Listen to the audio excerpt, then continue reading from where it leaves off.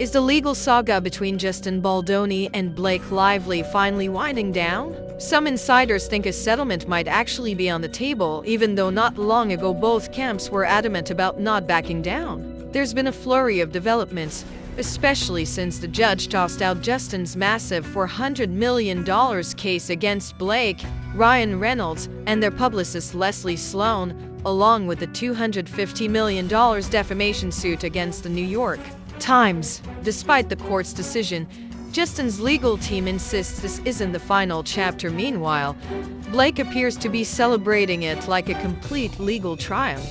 Let's break down all the latest updates.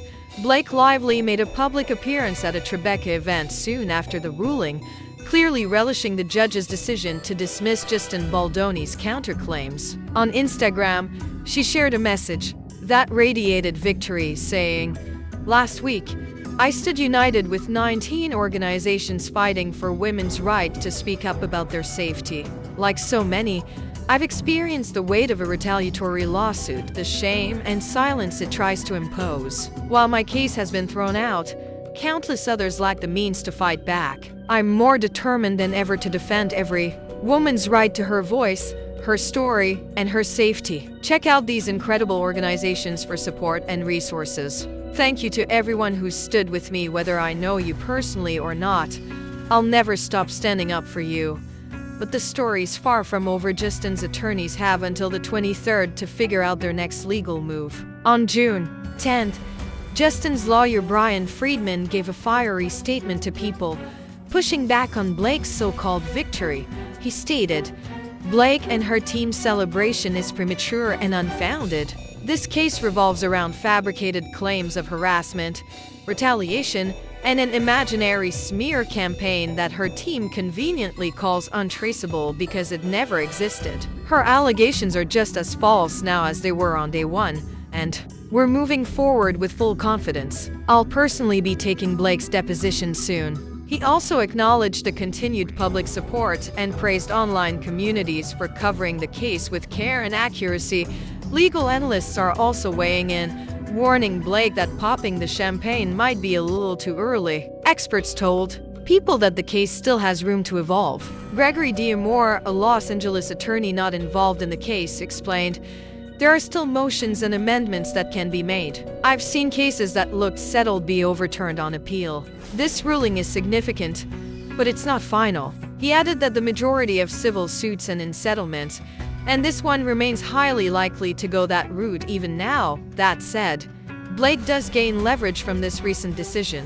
But Justin isn't bowing out either. He's reportedly planning to update his complaint to strengthen two specific claims. The first revolves around alleged pressure from WME clients Blake and Ryan to have the agency drop Justin as a client, something WME flatly denies. The second claim focuses on the It Ends With Us production deal, which supposedly gave Blake approval power over the film. Justin's team argues she didn't act in good faith when exercising that control. Interestingly, just last week, Deadline sources were still insisting that neither side was budging on a potential settlement. But legal experts quoted by People now believe the odds of resolving this privately remain high both before and after the judge's latest ruling. Even though Blake and Ryan have been pulled into the spotlight far more than they'd prefer, and Justin's Hollywood standing has taken a serious hit, the door remains open for Justin to amend his complaint. Legal analysts expect his revised filing will double down on accusations of career sabotage and contract breaches linked to the film project.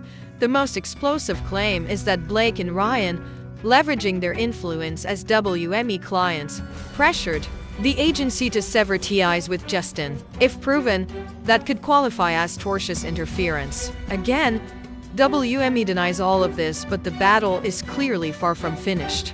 The controversy surrounding Justin Baldoni and Blake Lively just keeps evolving, and a key focus remains the accusation that Blake and Ryan Reynolds were involved in Justin losing his agency. This particular claim is raising eyebrows because being dropped by a powerhouse like WME can seriously damage a career in Hollywood. Justin was let go right after the New York Times piece went live, which detailed Blake Lively's complaint against him. In his December lawsuit, Justin alleged that Ryan confronted his WME agent at the Deadpool and Wolverine premiere and urged him to cut ties with him. His camp has described the move as strategic sabotage, claiming Blake and Ryan used their influence to hurt both his career and personal life. WME, however, denied this allegation. Meanwhile, Ari Emanuel, CEO of Endeavor, WME's parent company, addressed the situation during a podcast interview. He said, "I've known Ryan and Blake for over a decade. They're great people, hugely successful, generous, and admired in the industry. If what's being alleged in the lawsuit is true, that Blake faced retaliation for raising concerns about on-set behavior, then that's deeply troubling." He emphasized that if Blake was punished for simply speaking up, those responsible would be in the wrong. There's another point Justin may pursue further: Blake's agreement with Wayfarer Studios. According to Justin's team, she had approval rights over major production decisions. They argue she misused those rights and that she ultimately took over the film, leading to a version that didn't reflect his vision. This is being interpreted as a breach of the implied covenant of good faith and fair dealing. His side contends that Blake may have delayed production or obstructed creative efforts, possibly even undermining the project. The drama intensified when people speculated that Justin's former podcast co-host Liz had subtly thrown shade at him. Back when Blake's claims first became public in December, Liz announced that she was exiting the Man Enough podcast, stating on Instagram, "I have informed Wayfarer that I will no longer co-host. Thank you for trusting me, for sharing your stories, and for making the podcast what it became. I love this community with every fiber of my being." She added that she was committed to the values the podcast represented and would share more soon as she processed everything. With the lawsuits recently dismissed, Liz posted on Instagram again, this time asking followers to share their dating dilemmas for her upcoming show, Boy Problems. Then she liked to comment joking, "I just saw the funniest boy problem get dismissed by a federal judge in New York law," and replied, "Lem foul." Many assumed she was laughing at Justin's legal loss. Liz later denied this, claiming she thought the comment was about Donald Trump. She clarified, "This is false. I assumed the comment was about Trump, the person actively dismantling democracy. I get threats every time these fake stories circulate. Shame on the Daily Mail for pushing this narrative." Julia Fox, on the other hand, has openly shown support for Blake. Speaking at the Tribeca Film Festival, she told reporters, "I was thrilled to hear the news about Blake Lively. I support women no matter what, whether they're right or wrong, likable or not, whether we're similar or different.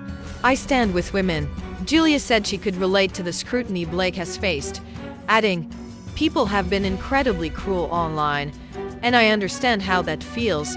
That's the latest update in this ever-changing legal feud between Justin Baldoni and Blake Lively. What do you make of everything that's happened this week? There's no shortage of opinions or drama, so drop your thoughts in the comments. I love you guys and I'll see you in the next video. Bye for now.